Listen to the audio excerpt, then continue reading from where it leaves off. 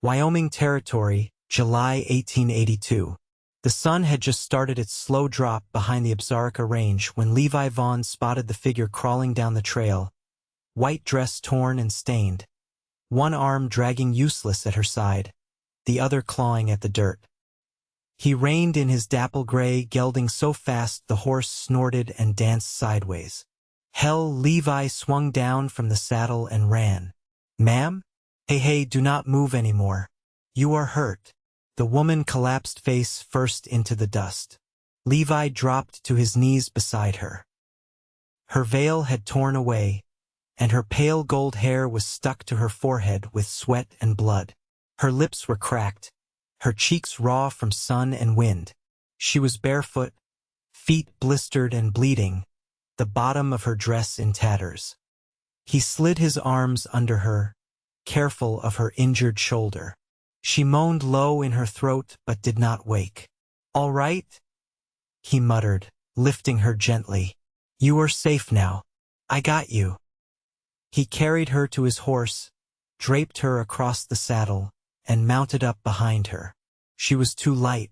Her body sagged against his chest. Levi touched the side of her face. "Just hold on." He rode hard for his cabin, which sat 3 miles from the trail, tucked in the shadow of pine-covered hills. The wind picked up as the sun dipped, and he pulled his coat around her, shielding her from the chill. By the time he reached the cabin and brought her inside, she was shivering. He laid her on his cot, stoked the fire, and brought water and clean cloths. Her shoulder was dislocated, maybe worse. Her dress was soaked through with blood at the hem. He hesitated only a moment before cutting the fabric back to her knees. There were bruises and gashes along her legs, but nothing deep enough to need stitching. He worked fast, cleaned her up, set her shoulder with a sharp, wet pop that made her cry out in her sleep, then wrapped it tight. She stirred once again but did not wake. Levi sat back and exhaled, his shirt soaked through with sweat. He watched her chest rise and fall and ran a hand down his face. "What happened to you?" He found out the next morning. When she opened her eyes, she jolted upright in the bed, gasping. Levi was by the stove stirring beans.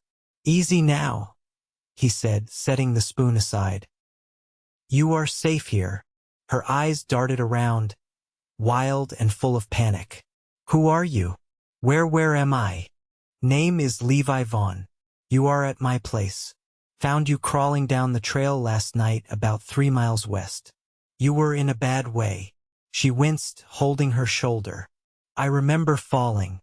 I could not walk anymore. Your shoulder's dislocated. I put it back and wrapped it. You got some cuts, but none too bad. You need rest." She looked down at herself at the blanket covering her. "My name's Maylin Locke," she said softly.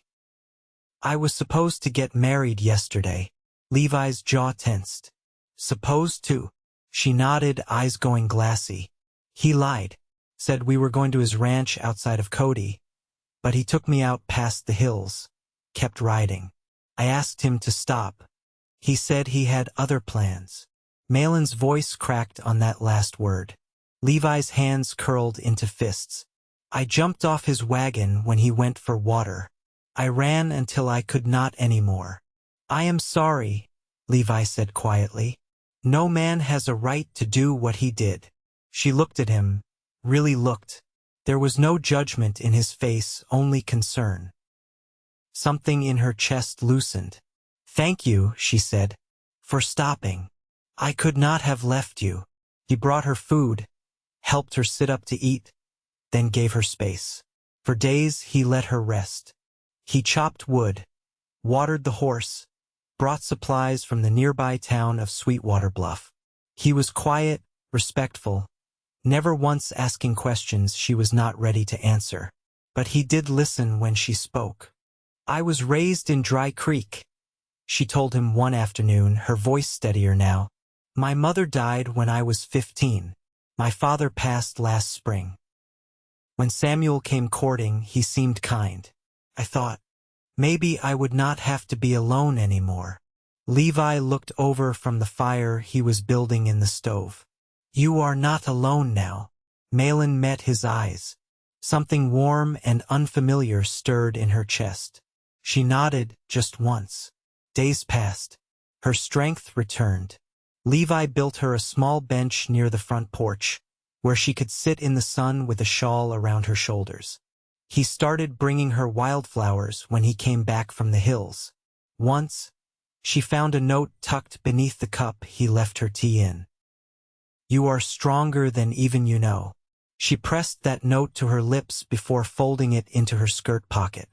One evening, as the sun sank behind the ridge and the sky went gold and rose, Levi handed her a folded piece of cloth. I picked this up in town, he said. Thought you might want a fresh dress. She opened it, fingers brushing over the soft blue cotton. No one's ever done something like this for me, she whispered. Levi shrugged, eyes on the horizon. Just seemed right is all. Why? He looked at her then, really looked. Because you matter, Maylin. Silence stretched between them. Her breath caught.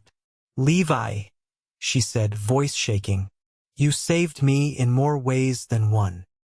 He stepped closer, hesitated, then reached out and brushed a loose strand of hair behind her ear. I would do it again 1,000 times. She leaned into his touch, eyes full of something that made his chest ache. I am not afraid anymore, she said. Good, he said, because I am not letting you crawl through life alone ever again. She smiled, slow and real. And Levi knew this woman, this strong, brave woman, had just changed everything. The wind carried the scent of pine through the open window.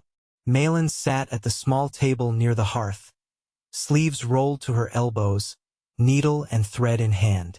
The blue dress Levi had given her now hung from a wooden peg, seams neat and even.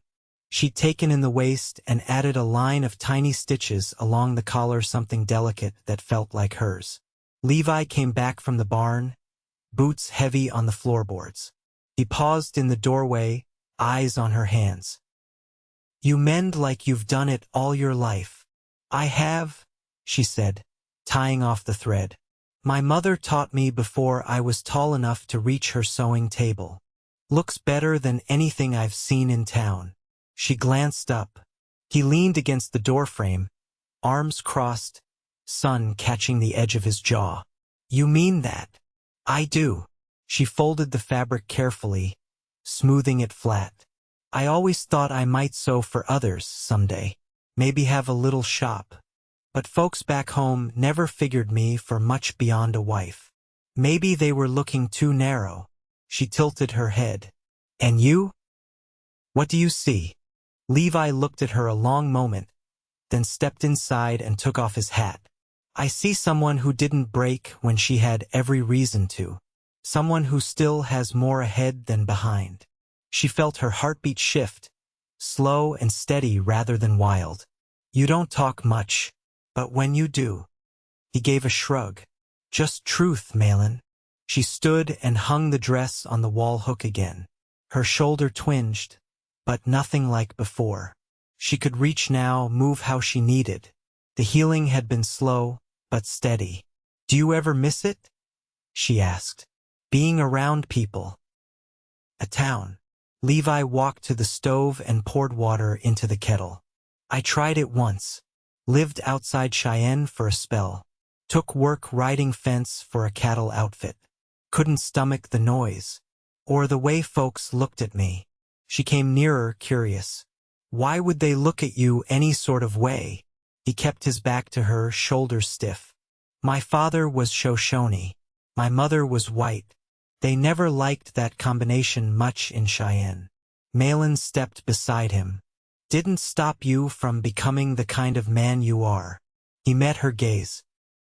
Took me a long time to stop apologizing for being both. Her voice softened. You don't owe anyone an apology for who you are. The kettle hissed. Levi moved to take it off the flame. She stayed close. I've never known someone like you, she said. I haven't known someone like you either. Outside, the light faded into that soft gray just before night. Levi lit a lantern, setting it between them on the table. The golden glow caught in her hair, casting shadows across her face.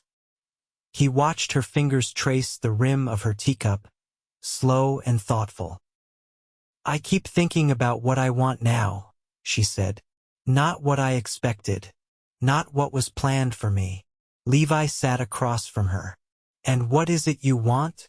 Maylin looked at him, full and unguarded. Something honest. Something that doesn't start in fear. He nodded. That's something a man can build, if he's steady about it. She smiled, different than before, less like she was remembering pain, more like she was imagining something better. I've never had my own piece of land, she said. Never planted anything that belonged to me. I've got a little patch out behind the cabin, Levi said. Soil's stubborn, but it'll grow if you treat it gentle. Maybe we could try it together. He reached across the table, not fast, not tentative either. His hand covered hers. Warmth passed between them, not sudden, not rushed, just sure. I'd like that, he said. Maylin nodded, thumb brushing over his knuckles. Then we'll start there. The fire cracked low in the hearth. The silence that followed wasn't empty, it was full of something beginning. The first frost came early that year. Levi pulled the last of the onions and turnips from the garden as Maylin folded clean linens on the porch rail, the scent of lye soap still clinging to her hands. The wind had a bite now, carrying the dry rattle of leaves across the clearing.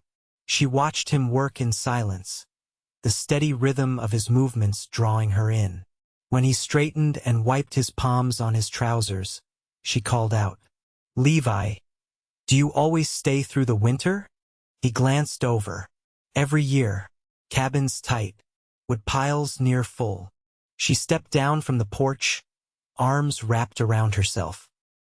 I've only ever spent cold seasons in town, with lamps you couldn't see by and drafty windows that never shut right. He carried the basket of vegetables to the root cellar door and lifted the latch. That was before.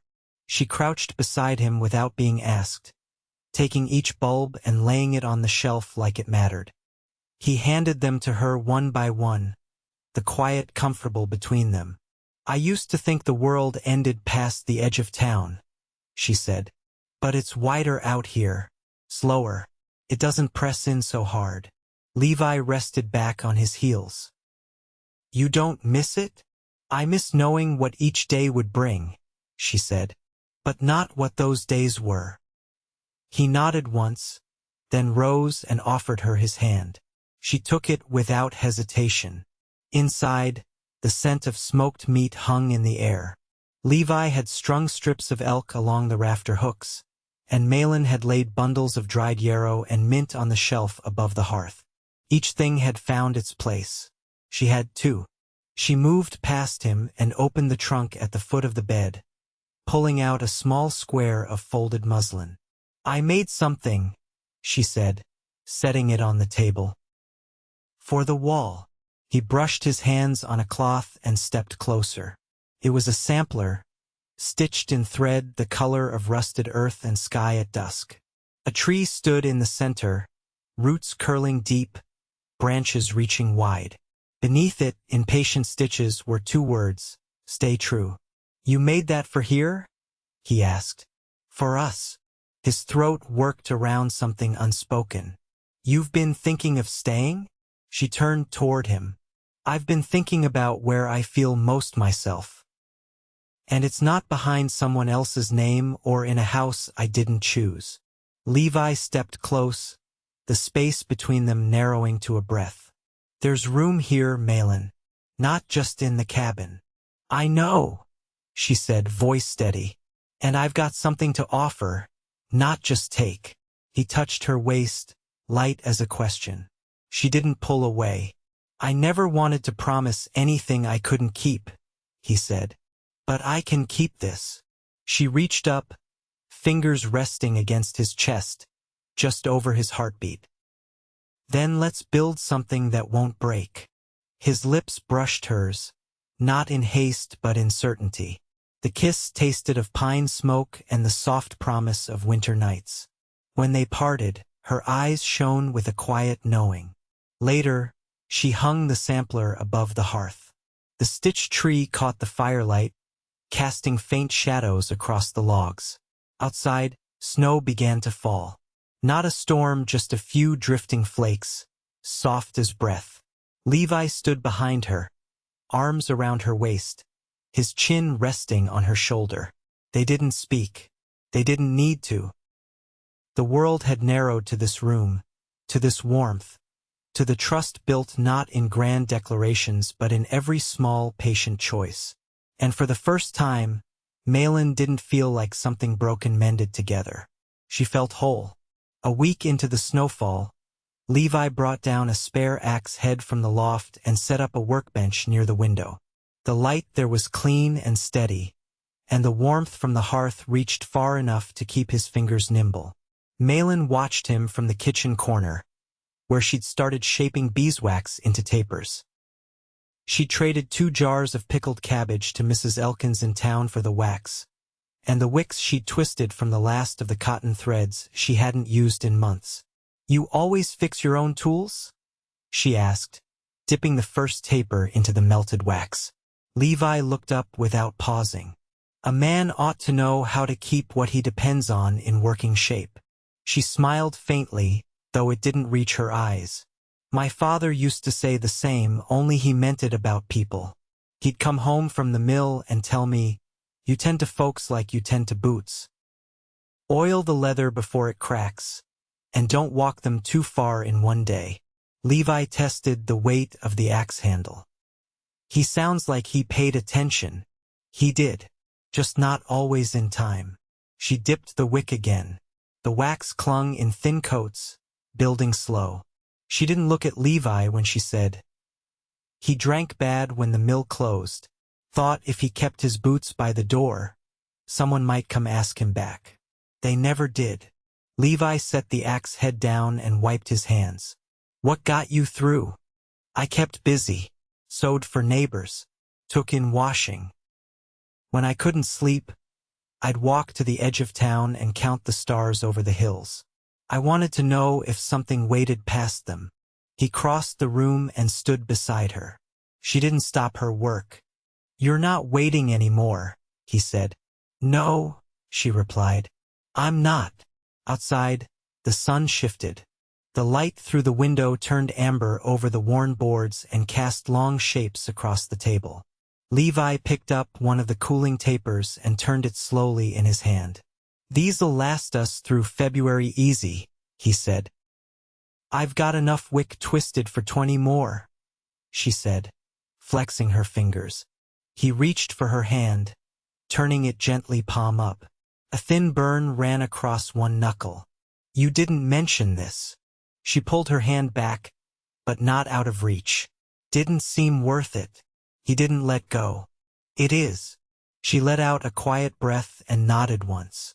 Later, while she boiled the last of the potatoes and stirred in dried sage, Levi pulled the cedar box from beneath the bed. He opened it slow, like he wasn't sure what he'd find. Inside lay a folded piece of buffalo hide, tanned and soft. He brought it to her without speaking. "What is this?" she asked, wiping her hands on her apron. "Something my mother left me. She'd been working on it before she passed. Said it was for when I had a home that felt finished." Maylin unfolded it carefully. A small hand-stitched blanket. The edges were bordered in red-dyed thread, and the center held a pattern of rising mountains stitched in shades of brown, gold, and deep green. "She stitched this with her own hands?" Maylin whispered. He nodded. "Didn't have much." But she said a home didn't need much, just something made with care. Maylin pressed the fabric to her chest. "Then it belongs here." She laid it at the foot of the bed later that night, smoothing the corners, her hands steady. When she turned, Levi was watching her, quiet and still. "This doesn't feel borrowed anymore," she said. It never was. She stepped closer, the low lamplight warming the space between them. Her voice dropped. Levi, are you sure? About all this? He touched her cheek, rough fingers against soft skin. I don't say things I don't mean. She leaned into his palm. Then neither will I. He kissed her again, slow and certain. No part of her flinched. When they parted, her eyes were clear. Outside, wind swept through the trees, and the moon crept high above the ridge. Inside, the warmth held. The tapers burned low. The blanket at the bed's foot glowed faintly in the firelight. And in that quiet stretch of night, something settled between them, not just comfort, not just care, but a life beginning, stitched together in silence and chosen with every earned breath. By late December, the snow stood knee-deep around the cabin. Levi carved a narrow path each morning to the shed and back, boots crunching through the crust. Maylin kept a kettle simmering with dried apples and clove, the scent warming the rafters even before the fire did. One morning, as she was grinding cornmeal with the pestle Levi had carved for her from pine, she turned toward the window. I want to do something for the new year, she said, voice thoughtful. Not big, just a way to start this life right. Levi looked up from the chair he was mending. What did you have in mind? A supper. Just us. Something made from what we've put by. Something worth remembering. He nodded. We've got enough for that. I'll bring down the last of the smoked elk. They spent the day working in tandem. She baked cornbread in the Dutch oven, while he chopped dried carrots and wild onions for stew. She laid out the table with the only cloth they owned that didn't bear mending stitches, and he found a smooth stone from the creek she liked to run her fingers over and set it in the center like it belonged there. As dusk settled, they sat across from each other in the golden lamplight, hands clean, plates full. It's not the kind of feast folks write stories about, Maylin said, spoon pausing halfway to her lips. But it feels like more than I've ever had. Levi watched her for a moment before speaking. I've slept under stars, in bunkhouses, on wagon beds. But this is the first time I've felt like I'm where I'm meant to end up. She set her spoon down gently. You mean that? I wouldn't say it if I didn't. She reached for his hand. Then there's something else I want to do. He raised an eyebrow. I want to marry you, Levi Vaughn. Not for protection. Not out of fear. Because I want to wake up every day knowing this what we've made here is ours. He didn't answer right away. Instead, he turned her hand over in his, tracing the faint scar where she'd cut herself threading a needle weeks before. You want something honest, he said. So do I. And I reckon there's not a truer thing I could do than take you for my wife. She let out a breath that shook, from joy more than nerves. There's a traveling preacher comes through the pass the second week of January, he said. He stays 2 nights with the Elkinses, then rides on through to the basin. I can sew something for the day, she said. Not fancy, just something I made with my own hands. We'll stand in front of the fire right there, he said, glancing toward the stones. And when he asks me if I promise, I'll say yes without a second thought. She leaned forward, pressing her lips to his, her hand still wrapped in his calloused palm. The kiss was quiet, steady, like all the things they'd built together. On the day the preacher arrived, the snow had crusted into hard glitter across the hills. Maylin wore a dress the color of faded lilac, the last of her threads sewn into tiny stars along the hem. Levi wore a clean shirt and his father's vest, the silver buttons polished until they caught the firelight. They stood before the hearth, fingers laced, the preacher's voice low and respectful. I've charted many unions, he said after, but few with roots this deep. Levi didn't let go of her hand even after the vows were said. Maylin's eyes shone, not with tears, but with something settled and sure. That night, they lay side by side beneath the buffalo hide blanket, the cabin wrapped in silence save for the low crack of the fire. Her head rested on his shoulder, his arm around her waist. "I keep thinking," she whispered, "how far I walked to get here." "You're not walking alone anymore," he replied. Outside, the wind moved like breath across the snow. Inside, warmth held fast. Years passed. Spring brought new shoots in the garden and a coop Levi built from fallen branches. Maylin took in sewing work from families down the ridge. Her name passed by word of mouth from neighbor to neighbor. Levi traded pelts and timber, enough to add a second room to the cabin. Their child was born one September morning as the leaves turned copper. A girl with Maylin's eyes and Levi's quiet strength. They named her Elia, after the grove where Levi first saw Maylin's footprints in the trail dust. By the time Elia could walk, she followed her father to the garden, clutching a wooden spoon Maylin had carved for her. She learned to count by the rhythm of stitches and to listen by the hush of her father's voice. They lived without grandeur, but not without grace. Every day was built like the cabin beam by beam, hand over hand, with care and purpose. And when the first snows came each year, Maylin would stand at the window, Elia on her hip, and watch Levi step out to clear the path, his shoulders broad against the pale morning.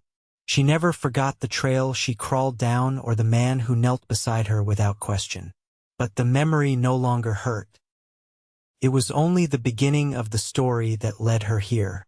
To safety, to love, to a life made by choice, not chance. And in that small cabin near the pines, under the slow-turning sky, Maylin and Levi lived each day not in fear of what might come, but in deep, enduring peace.